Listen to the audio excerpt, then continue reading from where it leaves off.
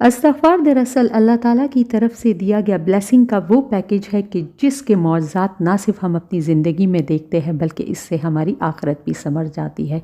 मेरे वो बहन भाई जिनके औलाद के हुसूल में मुश्किल दरपेश आ रही है, यहाँ तक वो कपल के जिन्हें डॉक्टरों ने कह दिया होगा कि आपके यहाँ औलाद का आना एक नामुमकिन है।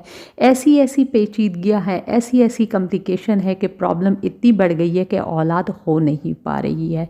तो मैं अपनी उन तमाम तर बहनों के लिए इस्तग़फ़ार के वजीफ़े का ऐसा वजीफ़ा लेकर आई हूँ, यकीन जानिए मेरी जिस भी बहन ने इस वजीफ़े को किया है उन्होंने इससे बेतहाशा नफ़ा उठाया है, चाहे वो औलाद का हुसूल ही क्यों ना हो।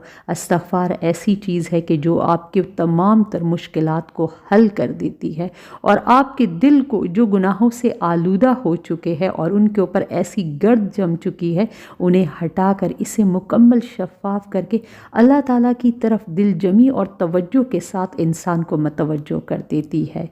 बिस्मिल्लाहिर्रहमानिर्रहीम। अस्सलामु अलैकुम। दावत-ए नूर में खुश आमदीद। आज मैं आपके साथ इस्तग़फ़ार का ये जो वजीफ़ा शेयर करने जा रही हूँ, ये औलाद के हुसूल के लिए यूँ जानिए कि तीर बहदफ है। ये वजीफ़ा कोई लंबा चौड़ा नहीं है, ऐसा कुछ मुश्किल नहीं है कि मेरी कुछ बहनों को तकलीफ़ में डाल दे। ऐसी बहनें जो कि जॉइंट फैमिली सिस्टम में रहती है, यकीन जाने उनकी प्रॉब्लम को वही बंदा समझ सकता है जो कि इन हालात से गुज़रा हो। बहुत ज़्यादा लंबे चौड़े वजीफ़े हो तो उनके लिए उसका करना बड़ा मुश्किल हो जाता है, क्योंकि घर की ज़िम्मेदारियों के साथ साथ बच्चों का साथ होता है और इन चीज़ों को पूरा करना एक ख़ातून के लिए बहुत ही मुश्किल हो जाता है। ये जो वजीफ़ा मैं आपके साथ शेयर करने जा रही हूँ, ये पूरा का पूरा इस्तग़फ़ार के ऊपर बेस करता है और इसके साथ साथ एक ऐसी दुआ जिसके अंदर मैं आपसे कहूँ कि इसमें आज़म शामिल है और उसके साथ मिलाकर इसे किया जाता है और इसके जो नताइज है वो 100% तक लोगों को हासिल होते हैं। लेकिन आपने इस वजीफ़े को पूरे दिल जमी के साथ करना है, यकीन के साथ करना है और मुस्तकिल मिजाजी से करना है। ये नहीं कि 5 दिन किया और 10 दिन का नागा आ गया फिर दोबारा शुरू किया, ऐसा आपने हरगिज़ नहीं करना। एक दफ़ा वजीफ़ा शुरू कर दिया तो मुस्तकिल मिजाजी से फिर इसको करते रहना है। तो आपको मैं बता देती हूँ कि इसकी तरतीब क्या है। इस वजीफ़े को करने के लिए सबसे पहले तो आपने इस बात का ख्याल रखना है कि ज़िंदगी में हराम और हलाल का, इन चीज़ों का ख्याल रखा जाए, नमाज़ों की पाबंदी की जाए, क्योंकि जब तक हम अल्लाह ताला की ये 5 नमाज़ें भी अगर सही और दुरुस्त तरीके पर और सही औक़ात पर नहीं करेंगे तो हमारे लिए बहुत सारी चीज़ों में मुश्किलात पैदा होना खुद ब खुद शुरू हो जाती है। आपने इन चीज़ों का ख्याल रखना है। वजीफ़ा शुरू करने से पहले आपने ऐसा करना है कि पहले 2 रकत नफल नमाज जब आप इसे पहली दफ़ा करेंगे तो आपने 2 रकत नफल नमाज सलाते हाजत पढ़ लेनी है। ये सिर्फ़ एक दफ़ा आपने करना है और फिर अल्लाह ताला से सलाम फेरने के बाद दुआ करनी है कि इस वजीफ़े को जो मैं शुरू कर रही हूँ आप इसमें बरकत डाल दें और मुझे अल्लाह ताला की नेमत से नवाज दे। आपने करना ये है कि नमाज के बाद अब वो कोई भी वक्त आप इसे चुन सकते हैं अपने लिहाज से। जो सबसे बेहतरीन फ़ायदे और नफ़ा जो मेरे अब तक इल्म में शामिल है, जिन लोगों ने इससे उठाया उन्होंने इसे तहज्जुद के वक्त किया हुआ है। लेकिन अगर किसी के लिए इसका करना उनके लिए मुश्किल है तो मैं आपसे कहूँगी कि असर की नमाज के बाद का जो वक्त होता है, ये इबादत के लिहाज से, दुआओं के लिहाज से औलिया कराम का भी मकबूल तरीन वक्त रहा है, तो आप इसको भी अपना सकते। बाकी आप अगर चाहे तो इसे मगरिब इशा किसी भी मुकर्ररा वक्त पर अपने लिए पसंद कर लीजिए और आप कर सकते हैं। लेकिन मैंने आपको इसके जो 2 सबसे आला तरीन औक़ात है, एक तहज्जुद का वक्त और एक असर की नमाज के बाद का जो वक्त है, ये बता दिया है। लेकिन अगर मुमकिन ना हो सके तो फिर आप इसे ज़ोहर, मगरिब और इशा की नमाज के बाद भी कर सकते हैं।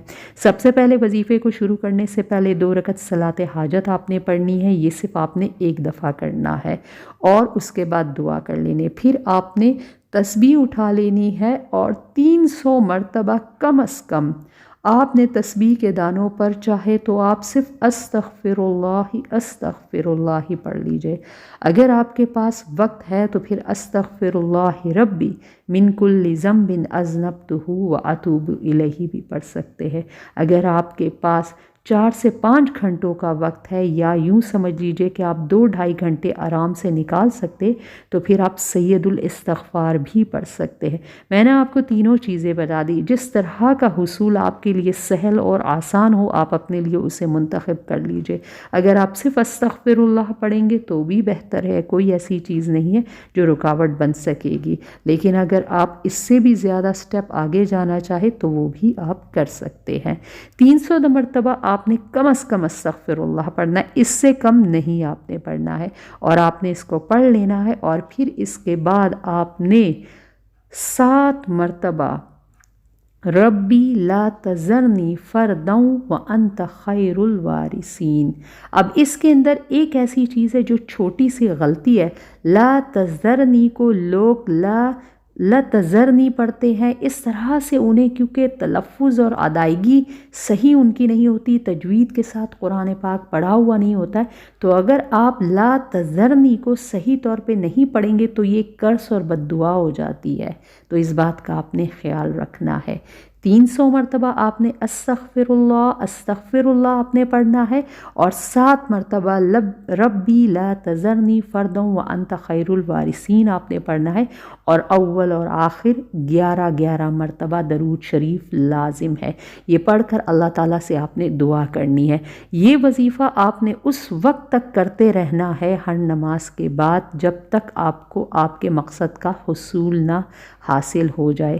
پھر اگر چاہے تو آپ اسے اپنے حمل کو ٹھہرانے کے لیے اور اس کے جو اسباب ہے وہ سلامتی سے تمام تر ہو جائے تو پھر آپ نے صرف استغفار پڑھتے رہنا ہے، اور اگر چاہے تو ربی لا تذرنی فردا وانت خیر الوارثین بھی آپ پڑھ سکتے ہیں، کیونکہ یہ دیکھا گیا ہے کہ جن بہنوں کو حمل بڑی مشکل سے ٹھہرتا ہے تو پھر وہ قائم بھی بڑی مشکل سے رہتا ہے۔ وہ اپنے 9 مہینے کا یہ جو سفر ہے، اس سفر کو بخوبی بخیریت آسانی سے نپٹانے کے لیے آپ اللہ تعالیٰ سے جتنی دعا کرتے رہیں گے، استغفار کرتے رہیں گے تو بہتر رہے گا۔ میری اس ویڈیو کو ان اپنے بہن بھائیوں کے ساتھ ضرور شیئر کیجیے گا جن کی ضرورت ہو، اور یہ ایک صدقہ جاریہ ہوگا آپ کی طرف سے ان کے لیے۔ چاہے آپ میرے یوٹیوب کے جو فیملی ممبر ہے یا فیس بک کے ہے، میں آپ سے ریکویسٹ کروں گی کہ آپ اسے میرے چینل کو فالو کر دیجئے، سبسکرائب کر دیجئے، اور ویڈیو کو ایک زبردست سا لائک دے دیجئے۔ دوبارہ کسی امیزنگ انفارمیشن کے ساتھ آپ کی خدمت میں حاضر ہوں گی، تب تک دیجئے مجھے اجازت۔ اللہ حافظ۔